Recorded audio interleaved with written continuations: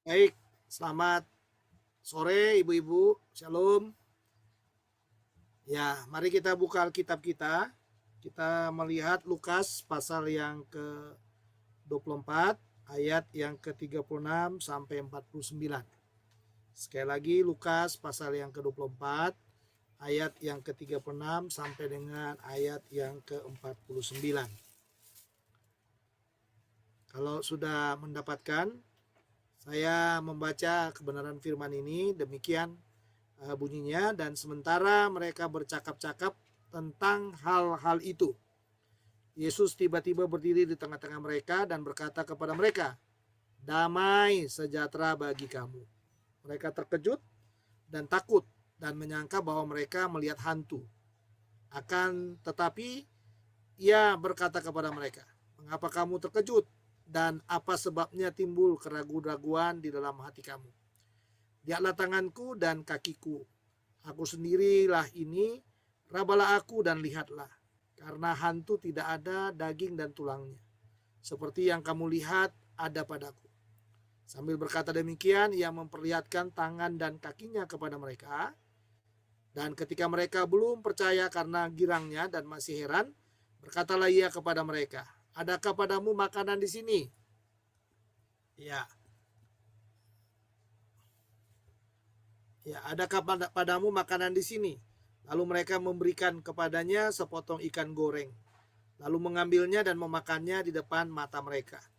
Ia berkata kepada mereka, "Inilah perkataanku yang telah kukatakan kepadamu ketika aku masih bersama-sama dengan kamu, yakni bahwa harus digenapi semua yang ada tertulis tentang aku dalam kitab Taurat Musa dan kitab nabi-nabi dan kitab Mazmur." Lalu ia membuka pikiran mereka sehingga mereka mengerti kitab suci. Katanya kepada mereka, "Ada tertulis demikian, Mesias harus menderita dan bangkit dari antara orang mati pada hari yang ketiga. Dan lagi dalam namanya berita tentang pertobatan dan pengampunan dosa harus disampaikan kepada segala bangsa mulai dari Yerusalem. Kamu adalah saksi dari semuanya ini. Dan aku akan mengirim kepadamu apa yang dijanjikan Bapakku. Tetapi kamu harus tinggal di dalam kota ini sampai kamu diperlengkapi dengan kekuasaan dari tempat tinggi." Ya, ibu-ibu, mari kita sedikit belajar. Saya berharap semoga ini jadi berkat juga buat saya secara pribadi, karena kalau saya khotbah menyampaikan firman ini, yang pertama kali yang menggumulinya adalah saya, dan khotbah ini adalah untuk saya. Ya, atau pelajaran ini pada prinsipnya adalah untuk saya. Kalaupun ibu-ibu yang mendengarkan uh, tertegur atau tertemplak dengan firman ini, saya tidak akan pernah mengarahkan firman ini untuk seseorang ya, tetapi ini adalah untuk saya. Ya, untuk saya karena sayalah yang menghidupkan atau yang mempelajari firman ini. Ya, baik ibu-ibu sekalian, mari kita lihat. Ya, ini tadi kita lihat Lukas pasal yang ke-24. Ya, ayat yang ke-36 sampai dengan ayat yang ke-49. Ya. Satu lagi ya, harus kita ingat bahwa dalam kitab surat Ibrani ya, bahwa dikatakan bahwa firman itu seperti pedang bermata dua ya. Satu sisi kita menyampaikan kepada orang lain, tapi satu sisi lagi firman itu adalah untuk kita. Ya, jadi sekali lagi mohon maaf kalau ada di antara ibu-ibu mungkin yang merasa kalau saya menyampaikan firman, saya menyampaikan untuk seseorang gitu ya. Saya tidak ada tujuan untuk menyampaikan untuk seseorang, tapi firman itu adalah untuk kita semuanya, bahkan mungkin bisa dibilang untuk saya ya, untuk saya. Saya selalu mengatakan untuk saya. Ya, supaya kita jadi bahagia ya, bahagia kalau mendengarkan firman. Jadi janganlah pernah menganggap kalau ada khotbah itu adalah kita yang sedang disindir oleh khotbah itu. Tidak, saya tidak pernah mau nyindir-nyindir orang, karena pekerjaan saya bukan nyindir orang, terlalu capek menyindir-nyindir orang. Ya, baik. Mari kita lihat saudara, setelah Yesus mati. Harus dari sini pendekatannya ya. Setelah Yesus mati. Ya, ini mati. Yang terjadi di kalangan murid-murid, ya murid-murid, mereka itu tergoncang. Ya, mereka itu tergoncang.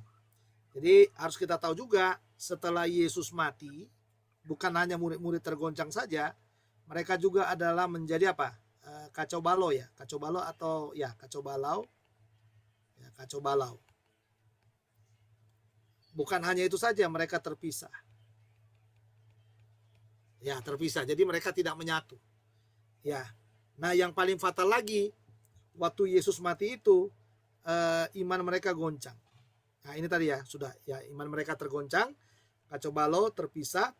Lalu yang satu lagi yang mau saya katakan adalah mereka lupa. Ya, lupa firman Allah. Ya, firman Allah. Jadi mereka lupa firman Allah. Jadi ini saya rasa kalau kita lihat ini ya, jadi murid-murid tergoncang, kacau balau, terpisah, lalu mereka lupa firman Allah. Jadi memang biasa seperti itu ya, namanya juga kita kehilangan ya. Mereka kehilangan Yesus, mereka berharap Yesus itu tidak mengalami seperti itu, ya, tidak mengalami yang seperti itu. Jadi itulah yang menyebabkan mereka mengalami ini semuanya dalam hidupnya. Nah, tapi luar biasanya Tuhan, ini yang selalu saudara, saya juga secara pribadi mempercayai ini, ya, di tengah-tengah kita tergoncang itu, ya, tergoncang itu, dia selalu hadir. Tujuannya adalah di dalam bagian itu adalah meyakinkan kita. Ya, meyakinkan kita. Meyakinkan bahwa dia ada bersama dengan kita. Ya, meyakinkan bahwa dia ada. Ya, dia ada bersama kita. Ya. Saya dalam hidup kadang-kadang berpikir seperti itu juga. Kalau kita tergoncang itu, yang kita percaya itu ya Tuhan itu harus hadir di sana. Karena ini pengharapan kita itu di situ. Gak ada pengharapan yang lain yang bisa menguatkan kita. Dan yang harus kita cari itu adalah yang Anda harus percaya bahwa Tuhan itu selalu meyakinkan kita. Dia gak pernah tidak meyakinkan kita. Jadi segoncang apapun kita, sehancur apapun kita, dia itu selalu meyakinkan kita. Nah, sama juga, kenapa Yesus itu setelah dia bangkit, ya, dia bangkit, sadar atau tidak sadar, ada 40 hari, ya, ada 40 hari lamanya, ya, ada 40 hari lamanya. Yesus itu, Yesus itu masih bersama-sama dengan muridnya. 40 hari lamanya. Ya, tujuannya adalah, yaitu tadi, tujuannya meyakinkan. Meyakinkan. Sehingga hari ini kita mau belajar itu tadi, diyakinkan untuk meyakinkan. Ya, ini judul renungannya, diyakinkan untuk meyakinkan. Jadi matinya Yesus itu dan bangkitnya Yesus itu yang harus kita lihat, ya, dia datang itu untuk apa? Untuk meyakinkan. Ya, kita diyakinkan supaya apa? Supaya kelak kita itu bisa meyakinkan yang lain. Kekristenan itu bukan sesuatu yang pasif. Ya, kekristenan itu nggak bicara hari Minggu. Kekristenan itu nggak bicara hanya sekedar saat teduh. Tapi kekristenan itu adalah sebuah gerakan yang sebenarnya jujur harus kita bilang bahwa kekristenan itu, kalau saya melihat dalam Alkitab ya, itu melatih kita untuk berpikir memang drastis, harus berbeda berpikirnya. Cara berpikirnya berbeda. Ya, drastis sebenarnya seperti renungan yang saya taruh di tadi pagi ya di Facebook, di WhatsApp saya, di Instagram saya. Ya, setelah pengenalan kita akan Kristus itu, kita tahu Yesus ya. Sebenarnya semua yang ada dalam dunia ini, apapun yang kita nikmati dalam hidup ini, ya kita anggap rugi gitu. Rugi ya, rugi. Saya masih ingat saudara. Ya, kalau saya ketemu dengan teman-teman saya, mereka tidak pernah memikirkan saya ini menjadi seorang pendeta, seorang hamba Tuhan. Mereka memikirkan waktu kita dulu masih sekolah itu, mereka memikirkan bahwa saya itu mungkin akan jadi pejabat pembesar di bangsa ini. Ya. Dan mereka melihat pada waktu mereka ketemu, melihat kita dan lain sebagainya, lalu mereka akan berkata begini. Beberapa orang teman itu berkata begini sama saya.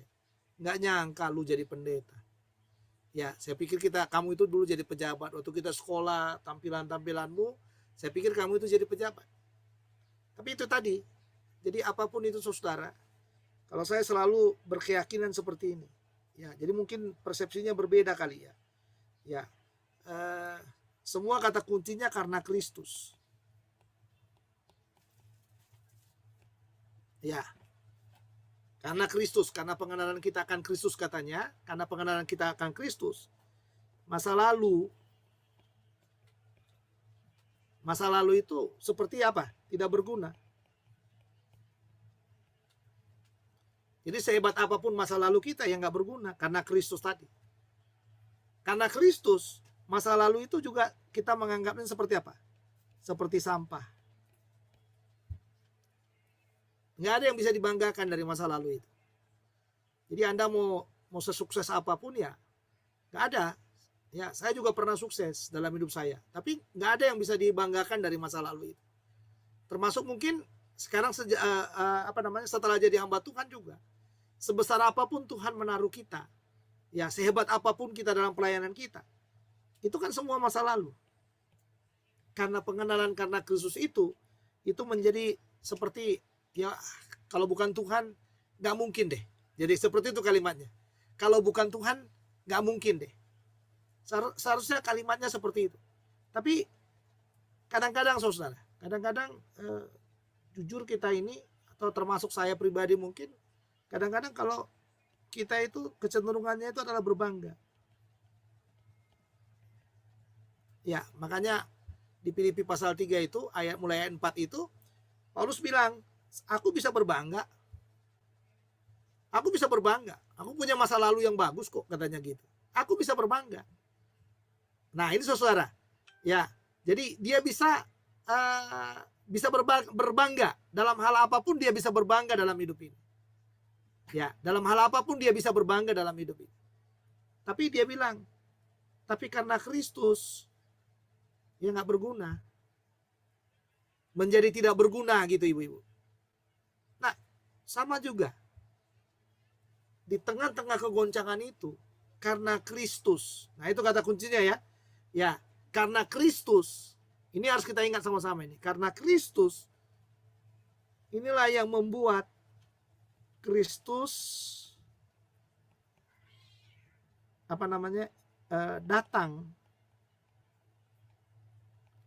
datang kepada siapa? Kepada murid-murid itu. Datang kepada murid-murid itu. Ya, datang kepada murid-murid itu. Ya. Baik, datang kepada murid-murid itu. Apa yang dia lakukan, saudara? Ini kalau saya lihat di sini, saudara, yang dia lakukan itu, yang pertama itu, saudara. Ini yang enggak dari Paskah, dari untuk meyakinkan atau diyakinkan untuk meyakinkan itu. Jangan lepas dari kata damai sejahtera.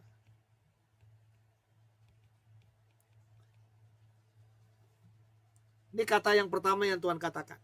Jadi istilahnya damai sejahtera bagi kamu. Shalom. Artinya apa? Artinya supaya orang bisa diyakinkan, ini damai sejahtera ini harus punya kita. Iya. Jadi kalau kita udah nggak damai sejahtera, ya gimana ya? Istilahnya gimana orang bisa pulih kalau orang itu nggak damai sejahtera? Ya makanya Yesus memulai dalam bagian ini di hari Paskah waktu dia menampakkan diri kepada murid-muridnya, dia menggunakan kata shalom itu, damai sejahtera. Ini yang pertama, damai sejahtera. Dan saya rasa ini perlu buat kita. Jadi supaya kita bisa diyakinkan, pastikan ada shalom dalam hati kita. Ya, selama shalom nggak ada, ya pasti bertentangan. Apapun itu ngomongan orang nggak bakalan bisa connect dengan kita. Karena apa? Kita nggak punya shalom, nggak punya damai sejahtera. Makanya Yesus itu memulai dengan apa? Yesus itu memulai dengan shalom, memulai dengan damai sejahtera, memulai menyampaikan yang namanya damai sejahtera itu, shalom itu. Karena orang yang terguncang itu kan kehilangan shalom. Orang yang terpisah-pisah itu ya kehilangan shalom dalam hidup. Nah makanya kalau saudara lihat di dalam ayat 36, dan sementara mereka bercakap-cakap tentang hal-hal itu, Yesus tiba-tiba berdiri di tengah-tengah mereka dan berkata kepada mereka, damai sejahtera bagimu. Nah, ini kata-kata kunci. Kan diomongin, aduh Yesus gimana ya? Kok guru kita jadi pergi ya? Kok kita jadi sendiri seperti ini ya? Aduh, dia udah ngomong katanya dia akan datang, akan bangkit, gimana ya? Katanya gitu saudara.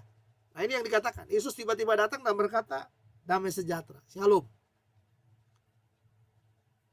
Tapi bukan hanya shalom. Bukan hanya shalom, tapi dia mulai apa? Mulai meyakinkan, karena dalam ayat 38 itu, ayat 37 ya, maaf. Mereka terkejut dan takut, menyangka bahwa mereka melihat apa? Hantu. Jadi bagi murid-murid, waktu shalom dilepaskan, Yesus itu seperti hantu. Tapi lihatlah ayat 38. Apa yang dikatakan? Akan tetapi ia berkata kepada mereka. Ya. Akan tetapi ia berkata kepada mereka, mengapa kamu terkejut dan apa sebabnya timbul keraguan-raguan di dalam hatimu? Nah, jadi kalau kita ragu, cara Tuhan meyakinkan kita adalah apa? Lihat apa? Lihat lukaku. Karena lihat di sana, lihatlah tanganku dan kakiku. Aku sendirilah ini, rabalah aku dan lihatlah. Karena hantu tidak ada daging dan tulangnya, seperti yang kamu lihat ada padaku.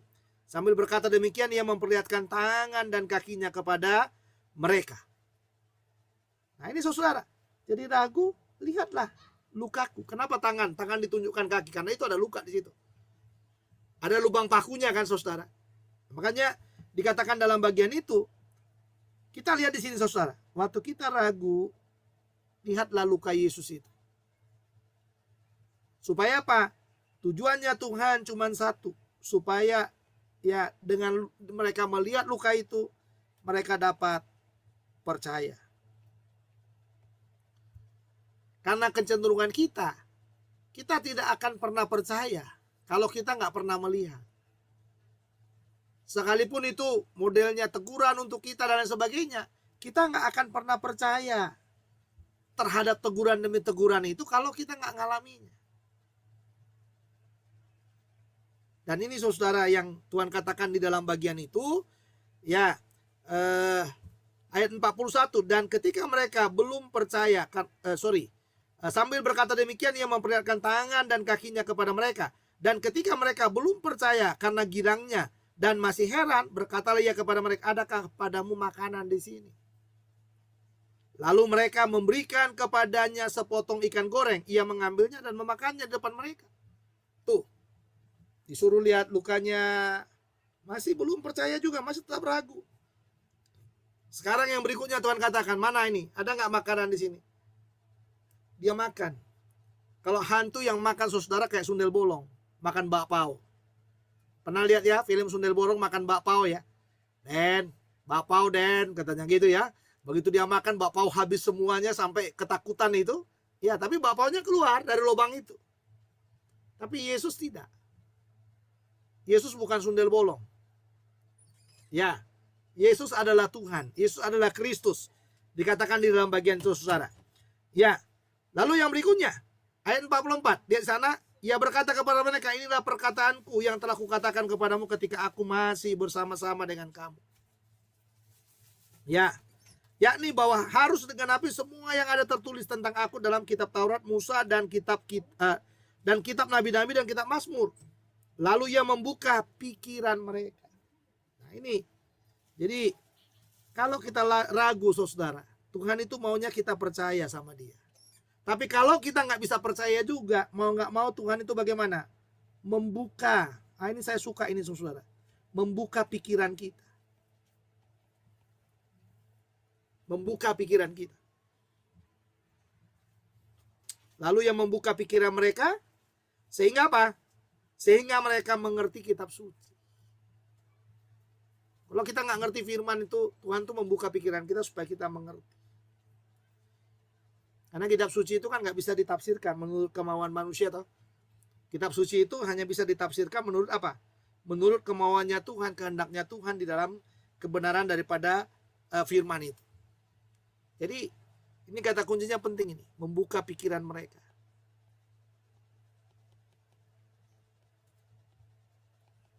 Dan saya rasa ini menjadi doa kita.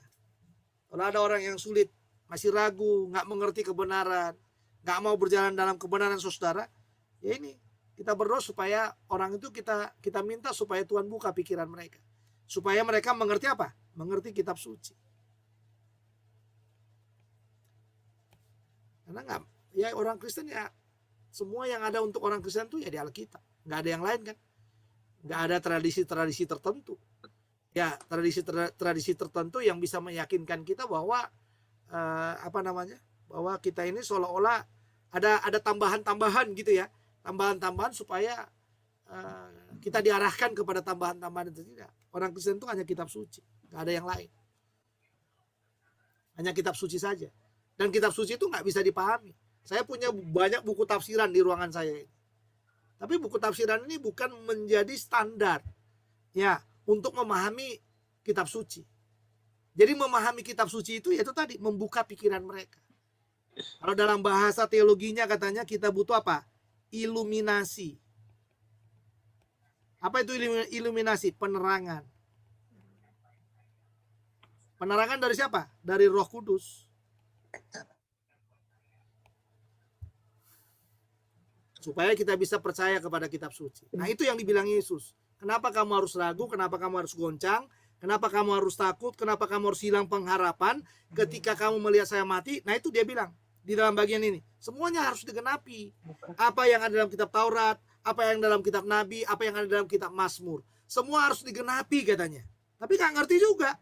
Makanya Tuhan katakan, ya udah buka aja pikiran mereka sehingga mereka mengerti kitab suci. Saya rasa kita perlu saudara membuka, meminta kepada Roh Kudus supaya pikiran kita ini dibuka oleh Tuhan, supaya kita ini bisa mengerti kitab suci. Selama kita nggak mengerti kitab suci, ya kita akan bentrok dengan apapun dalam hidup ini, kita akan bentrok. Ya. Nah, yang berikutnya dikatakan, katanya kepada mereka ada tertulis demikian. Nah, ini yang dikatakan nih, dalam kitab suci itu. Mesias harus menderita dan bangkit dari antara orang mati pada hari yang ketiga. Ini harus dipahami. Melalui apa? Melalui pikiran kita, bukan pikiran kita maunya kita, bukan. Tapi lewat kitab suci itu. Lalu ayat 47, dan lagi dalam namanya berita tentang pertobatan dan pengampunan dosa harus disampaikan kepada segala bangsa mulai dari Yerusalem. Jadi lihat di sana. Mati, bangkit. Nah, ini mati bangkit ini jangan didiamkan. Kita ini kan suka mendiamkan saudara ya. Kita ini banyak mengalami mujizat Tuhan, banyak mengalami keselamatan. Kita ini orang-orang yang diselamatkan, tapi kita ini mendiamkan kematian dan kebangkitan Tuhan itu. Makanya dikatakan dalam bagian itu, ya dalam ayat 47 itu. Ya, dan lagi dalam namanya berita tentang pertobatan pengampunan dosa harus disampaikan kepada segala bangsa mulai dari mana? Yerusalem. Makanya nanti kalau saudara lihat kelanjutannya ini, mati bangkitnya Yesus ini menjadi pekabaran Injil yang dikatakan di dalam mana? Kisah Rasul 1 ayat 8. Kamu akan menjadi saksiku. Ini kita orang Kristen masih jadi saksi nggak? Itu aja kata kunci. Banyak hal yang bisa kita buat di dunia ini saudara, tapi masih jadi saksi nggak? Ya. Lalu makanya ayat 48, kamu adalah saksi dari semuanya ini dan aku akan mengirim kepadamu. Nah, ini lagi. Jadi dibuka pikiran untuk mengerti kitab suci, tapi yang berikutnya diberikan Roh Kudus nih, Roh Kudus. Nah, nanti ini di hari Pentakosta itu diberikan Roh Kudus untuk apa? Untuk mendampingi kita. Nah, orang selalu nggak mau bergantung ke Roh Kudus ini. Padahal Roh Kudus itu bikin kita pinter. Roh Kudus itu bikin kita berhikmat. Roh Kudus itu bikin kita beda dengan dunia ini. Ya, Roh Kudus itu membuat kita apa? Bisa memahami yang sulit tidak dimengerti oleh orang lain. Nah, makanya dikatakan Kadang-kadang orang lain yang kita rasa hebat, orang nggak punya Roh Kudus kita rasa hebat gitu loh. Padahal kita ini punya apa? Punya Roh Kudus. Makanya dikatakan di sana, dan aku akan mengirim kepadamu apa yang dijanjikan Bapakku, tetapi kamu harus tinggal di dalam kota ini sampai kamu diperlengkapi dengan kekuasaan dari tempat tinggi. Kekuasaan dari tempat tinggi itu apa? Itulah yang dikatakan tadi, pencurahan daripada Roh Kudus itu. Pentakosta ya, makanya 40 hari itu Tuhan meyakinkan. Nah, jadi bisa kita lihat di sini, saudara-saudara, ya, pekerjaan daripada Tuhan Yesus itu 40 hari. Pekerjaannya adalah meyakinkan. Meyakinkan. Nah, nanti di hari yang ke-50 di Pentakosta, nah ini ya, di Pentakosta itu saudara, mereka ini menjadi apa? Menjadi pemberita.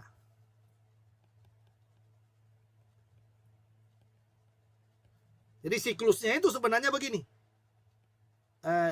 Yang tadi itu judulnya itu ya. Mereka itu diyakinkan. Tujuannya adalah untuk apa? Untuk meyakinkan orang lain.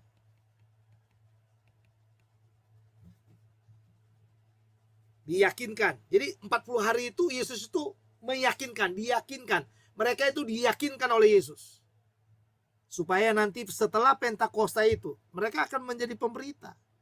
Menjadi corong. Ya, tugas mereka adalah meyakinkan mereka yang belum percaya. Jadi kita bisa lihat di sini, ibu-ibu sekalian ya, bahwa memang bicara kematian Yesus membuat kita menjadi ragu. Tapi kebangkitan Yesus itu sebenarnya memacu kita untuk menjadi lebih kuat lagi.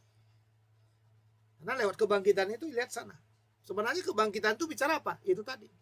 Pemulihan itu. Kita dipulihkan supaya apa? Kita bisa diyakinkan bahwa Yesus itu adalah Tuhan kita. Dia mati bagi kita. Semuanya disediakan bagi kita. Iya. Saya tadi ngelihat ya. Ngelihat nggak tahu itu apa itu real time atau apa cerita TikToknya Candice itu. Tiba-tiba saya lihat dalam satu kelompok tertentu lah katakan. Ya, tiba-tiba datang seseorang. Hai guys, katanya gitu. Nah itu tuh, ya itu tuh, karena dia udah pacaran dengan orang yang kayak gitu ya, nggak mau ngomong salam yang kayak gini lagi tuh, katanya gitu saudara. Kadang-kadang saudara ya memang percaya Yesus itu merubah kita. Ya kan? Kalau kita percaya Yesus yang merubah semua pikiran, kehendak, perasaan kita itu ya dirubah. Nggak ada yang nggak dirubah Yesus dalam hidup kita. Pikiran, perasaan, kehendak kita itu semuanya dirubah. Makanya Yesus itu bangkit. Supaya apa? Supaya kita bisa berubah.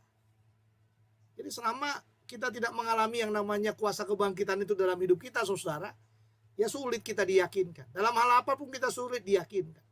Karena apa? Karena kita selalu menganggap apa? Itu tadi, pikiran kita ini nggak nyambung sama Tuhan. Nah, karena pikiran kita ini nggak nyambung, makanya dikatakan apa? Tuhan itu membuka pikirannya.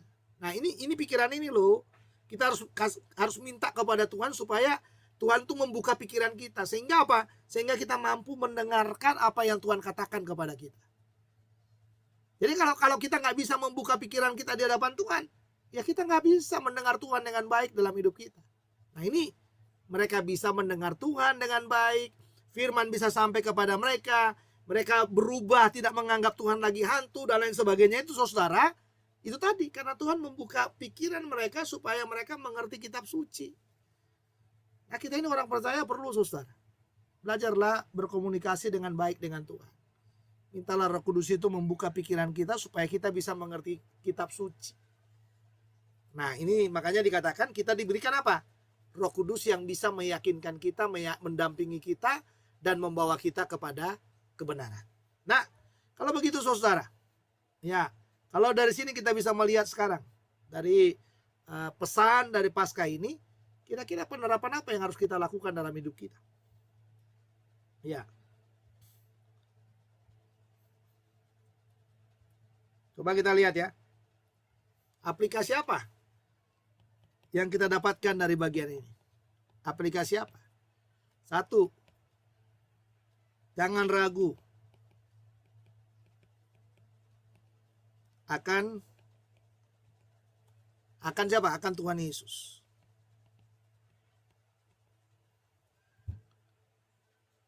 Karena lengkap ya. Karena kita ini udah lengkap. Dia hidup, mati, dikuburkan, lalu dibangkitkan, dan hidup lagi.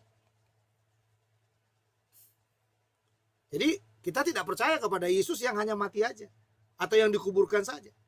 Tapi kita percaya kepada Yesus yang hidup.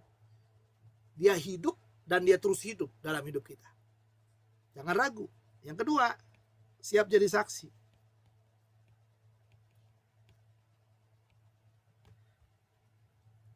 Jadi saksi. Saksi apa? Saksi dari kematian dan kebangkitannya.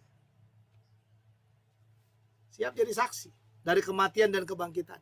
Itu aplikasi yang kedua. Siap jadi saksi. Jadi dalam arti jangan malu. Sama Yesus itu jangan malu, saudara. Ya. Jadi meskipun mungkin kita jadi nggak berkembang, ya nggak apa-apa. Ya. Kelihatan kita ya seperti itu aja. Ya memang ya seperti itu aja. Ya. Tapi kalau kita udah ikut kegerakan Tuhan, ya saya yakin kita nggak seperti itu aja. Karena kita belum ikut kegerakan Tuhan, maka kelihatannya kita seperti itu saja.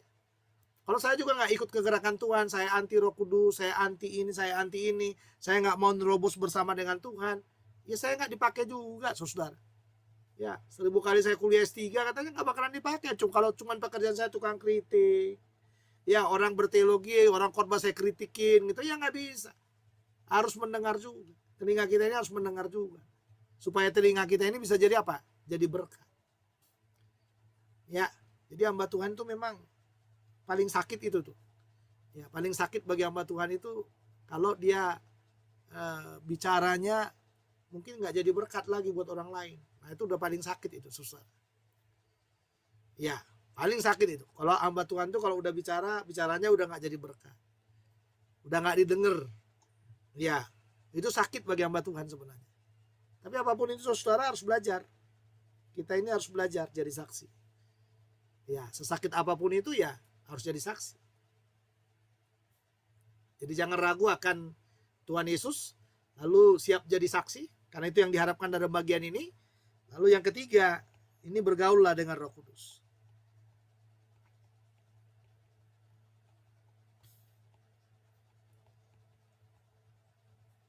Nah, ini paling penting, bergaullah dengan Roh Kudus. Supaya Roh Kudus itu menyingkapkan apa yang nggak bisa kita pikirkan, apa yang nggak bisa kita lihat, Roh Kudus itu bisa lihat. Jadi bergaullah dengan Roh Kudus, akrablah dengan Roh Kudus. Karena ini akan menolong kita.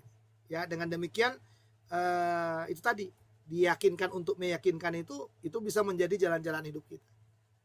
Ya, diyakinkan untuk meyakinkan, jangan ragu akan Tuhan Yesus, siap jadi saksi, lalu bergaullah dengan Roh Kudus. Jadi perlu bergaul intim dengan Roh Kudus supaya kita nggak ngerti firman, nggak ngerti suaranya, nggak ngerti kehendaknya, nanti Roh Kudus ngajarin kita bagaimana cara untuk melakukannya dalam hidup kita. Ya, biar firman ini saudara, ya Paskah tahun ini menjadi Paskah yang menyukakan bagi kita semuanya, Paskah yang mungkin bisa jadi berkat buat kita semuanya, supaya apa? Supaya kita bisa hidup mempermuliakan Tuhan dalam setiap kehidupan kita. Terpuji Tuhan yang mengasihi hidup kita. Mari kita berdoa. Saya akan mendoakan pergumulan-pergumulan dari kita semuanya. Ya, mari kita berdoa bersama-sama. Bapa, kami datang kepadamu. Terima kasih firman yang boleh kami dengarkan dalam berita Paskah ini. Kami berdoa supaya Tuhan menolong kami. Tuhan sudah memberikan kekuatan kepada kami sehingga kami diyakinkan dengan kebenaran-kebenaran-Mu. Dan biarlah juga kami menjadi corong yang boleh meyakinkan orang lain supaya hidup kami boleh menjadi berkat dan Engkau yang dimuliakan di atas semuanya. Terikan firman-Mu dalam hati hamba-Mu ini, hamba-Mu yang sudah menyampaikan. Biarlah kebenaran ini juga menjadi milik dari hamba-Mu, bukan sekedar milik dari saudara-saudara hamba yang mendengarkannya, tapi ini milik utama dari hamba-Mu, supaya hamba-Mu boleh berjalan di dalam kebenaran yang daripada Tuhan, dan hamba-Mu juga boleh melakukan kebenaran ini di dalam pimpinan yang daripada Tuhan. singkapkan kebenaran ini terus dengan iluminasi penerangan daripada Roh Kudus dalam batin hamba-Mu dan kami semuanya. Kiranya firman ini menjadi bagian kami, sehingga firman ini sungguh jadi berkat untuk hormat dan kemuliaan bagi nama Tuhan. Kami mendoakan juga Tuhan buat saudara-saudara kami yang bergumul untuk pergumulan hidupnya. Kami menyerahkan Ibu Dede yang akan operasi. Kami minta dalam nama Yesus, kiranya Tuhan menolong operasinya supaya boleh lancar, dan Tuhan akan memberikan kekuatan yang daripada Tuhan. Demikian juga Tante Aceh dalam semua sakit yang ada dalam tubuhnya, apapun jenis sakit yang ada dalam tubuhnya. Hamba berdoa dalam nama Yesus, kiranya Engkau jamah Tuhan, dari ujung rambut sampai ujung kaki, yang ada di lambung, yang ada di jantung, atau ginjal, atau apapun itu dalam tubuh dari Tante Aceh. Biarlah Tuhan jamah dengan kuasa yang daripada-Mu, sehingga mujizat kesembuhan yang daripada Tuhan boleh terjadi sepenuhnya dalam hidup dari Tante Aceh. Kami mendoakan juga untuk Pak Edwin yang masih ada di laut. Kami berdoa dalam nama Yesus. Mungkin belum ada beritanya, tapi kami percaya bahwa kuasa Tuhan memberkati Pak Edwin dalam pekerjaannya. Tuhan menolong dengan kekuatan yang daripada Tuhan, sehingga semuanya mereka ada di dalam sukacita, ada di dalam pertolongan yang daripada Tuhan. Bapa dalam sorga, kami terus mendoakan juga untuk Narwastu ke depan. Tangan-Mu menolong Narwastu, memberkati Narwastu, supaya Narwastu terus boleh menjadi berkat. Kami yang ada dalam Narwastu, kami juga boleh jadi berkat untuk hormat dan kemuliaan bagi nama-Mu. Berkati hidup dan masa depan kami, supaya rencana-rencana Narwastu juga untuk offline dan juga untuk online, biarlah semuanya diberkati oleh Tuhan. Entah kami lewat Zoom atau kami berkumpul secara langsung, kami berdoa supaya Tuhan melipat gandakan jumlah-jumlah yang hadir, yang haus akan firman, dan Tuhan memberkati dengan kuasa yang daripada-Mu. Kami mendoakan teman-teman yang tidak hadir hari ini, biarlah kiranya Tuhan akan menolong mereka dalam setiap pergumulan demi pergumulan hidup mereka, supaya dalam pergumulan yang ada mereka boleh menang, dan mereka ada dalam kekuatan yang daripada Tuhan. Terima kasih, berkati bangsa dan negara kami, berkati hidup kami dan apa yang menjadi keperluan kami. Kiranya Tuhan menolong kami dan Tuhan memberkati kami. Akhirnya kami akan berpisah. Tuhan jagalah, lindungi kami, berilah bukalah pikiran kami terhadap kitab suci itu, supaya kami boleh mengerti kebenaran-Mu, dan biarlah Roh Kudus mendampingi kami, supaya kami terus boleh bersekutu dengan Tuhan. Saudara-saudara, arahkan hatimu kepada Tuhan. Paskah menjadi kemenangan buat kita. Arahkan hatimu dan terimalah kuasa kebangkitan itu, dan terimalah berkatnya. Kasih karunia dari Allah Bapa, sukacita di dalam Tuhan Yesus Kristus, serta persekutuan dengan Roh Kudus kiranya menyertai kita semuanya, mulai sore hari ini kekal selama-lamanya. Semua yang percaya katakan amin. Amin. Makasih Pak, foto-foto Pak, foto.